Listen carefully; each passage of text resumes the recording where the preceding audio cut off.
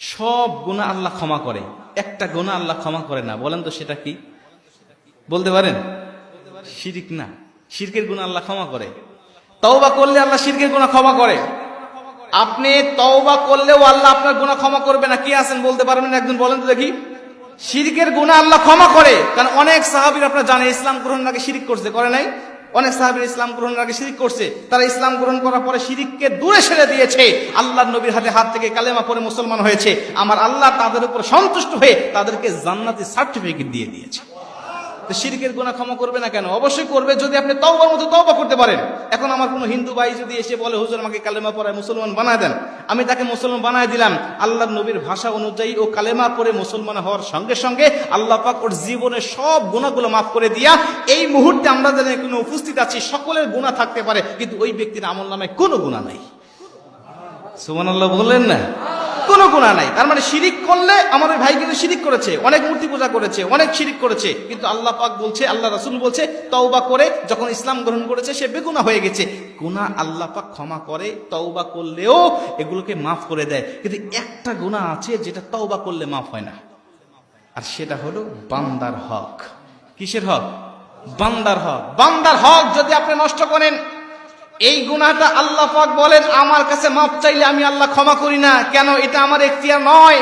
তুমি আমার সামনে ভুল করলে, নামাজ পড়ো নাই, ভুল করেছো, আমার কাছে অনুতপ্ত হয়েছো, আমি মাফ করে দিচ্ছি। রোজা রাখতে পারো নাই, আমার কাছে অনুতপ্ত হয়েছো, আমার শান নষ্ট করেছো, আমার ইবাদত মানো নাই, আমার হক আদায় করো নাই, আমি আল্লাহ তোমার কাছে ক্ষমা করে দেব যদি আমার কাছে মাপ চাইতে পারো। তুমি আমার হক নষ্ট করবে, সব গুনাহ আমি আল্লাহ মাফ করে দেব যদি আমার কাছে মাপ চাওয়ার মতো চাইতে পারো। কিন্তু বান্দার হক নষ্ট করে এসে যদি আমার কাছে চাও, আমি আল্লাহ তোমাকে ক্ষমা করব না ততক্ষণ যতক্ষণ পর্যন্ত এই বান্দা তোমাকে ক্ষমা না করে। আমাদের মধ্যে অনেক মুরব্বী বেজান আছেন যারা সন্তানের হক নষ্ট করেন। সন্তানের হক বড় ছেলেকে মেরে দিয়ে বড় ছেলের হক নষ্ট করে ছোট ছেলেকে দেন, ছেলের হক মেরে দিয়ে মেয়েকে দেন, মেয়ের হক মেরে দিয়ে ছেলেকে দেন। এরকম প্লেয়ার আছে না নাই?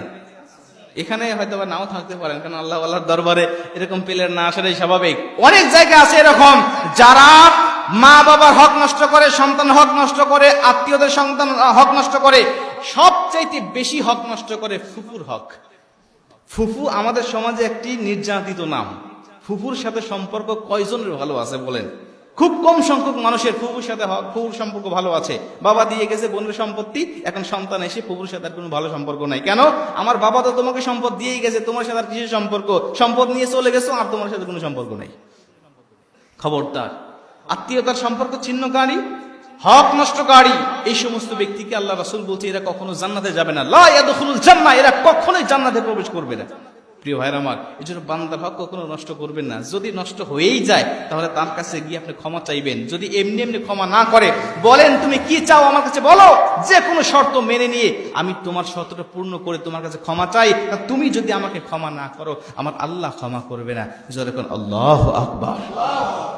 মুসলমান ভাইরা আমার, এই জন্য এখানে যারা উপস্থিত আছেন, আমি আপনাদেরকে অনুরোধ করে বলতে চাই, অনেকেই আছেন যারা আমল করতেছেন, পাহাড় সম পরিমাণ আমল করতেছেন, যে আমল দিয়ে আপনি জান্নাতে যেতে পারবেন, জান্নাতে যাওয়ার মতো উপযুক্ত আমল হয়ে গেছে, কিন্তু ছোট্ট একটি ভুল আপনার জীবনে রয়ে গিয়েছে। আপনি বান্দার হক নষ্ট করেছেন, আপনি আপনার সন্তানের হক নষ্ট করেছেন, আত্মীয়দের হক আপনি নষ্ট করেছেন, পাড়া প্রতিবেশীর হক আপনি নষ্ট করেছেন।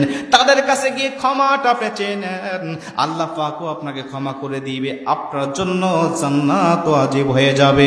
জোরে কোন সুবহানাল্লাহ।